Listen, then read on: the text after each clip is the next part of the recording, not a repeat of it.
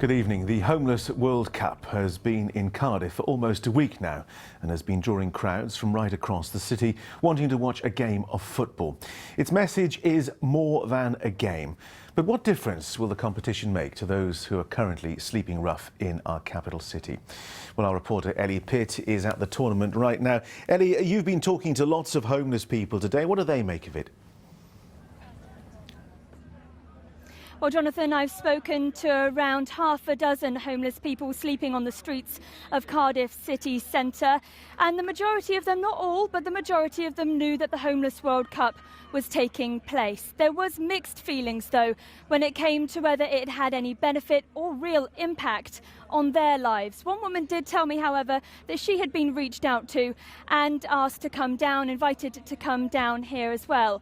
So although the atmosphere here has been strong all afternoon, and of course there's awareness about what the World Cup is trying to achieve here, perhaps there's work to be done when it comes to reaching the wider homeless community. Let's go Wales! Let's go! Chants of national pride ring out across Cardiff as the capital plays host to the Homeless World Cup. But beyond Bute Park, the reason for the tournament cannot be missed. Everyday life is increasingly dangerous for the city's rough sleepers. Matthew tells me drugs and violence are getting worse. I think we're everywhere. You can't miss us now, can you? We're all on doorsteps. Everyone's trying to make ends meet. But for me, since I've been here, my benefits have been stopped because I didn't keep up my appointments. So I'm on no money whatsoever. Like, you know, and I don't do drugs, I don't do that. But it is what it is, but I do think it's going to get worse. The Homeless World Cup is taking place just a short distance away across the River Taff. But here is the reminder that people were homeless in Cardiff before the football matches and will continue to be once the tournament finishes. Well, this isn't a distraction. This is, you're here. Why are you here? Why are we getting to talk about this now? Why are the people who are listening to this engaging with these issues? It's because this is happening. This is a catalyst. I've seen that it actually affects the people who take part in it, so I know that. I know that this is potentially something that can be a catalyst for changing the people's lives who have come from all over the world to be here. If things haven't changed by next year, that would be really disappointing and sad.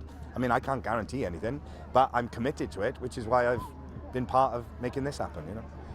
For the team at least, playing for your country has a lasting impact. It feels brilliant. It's mad how little material things like a badge can make you feel so happy.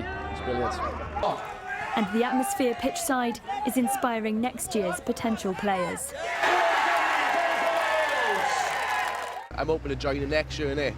Because I'm quite competitive, but I didn't get here soon enough to join. But I was watching it yesterday and all I wanted to do is jump in the pitch and have a go, like. The power of football is being felt right now, but the challenge will be changing lives long after the final whistle. So the question is now, what happens after this tournament finishes on Saturday?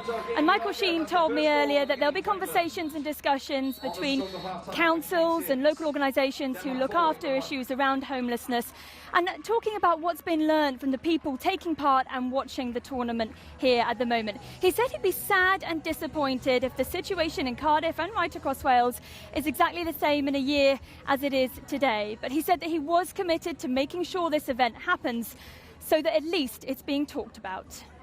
OK, Ellie Pitt in Cardiff for the moment. Thank you very much indeed.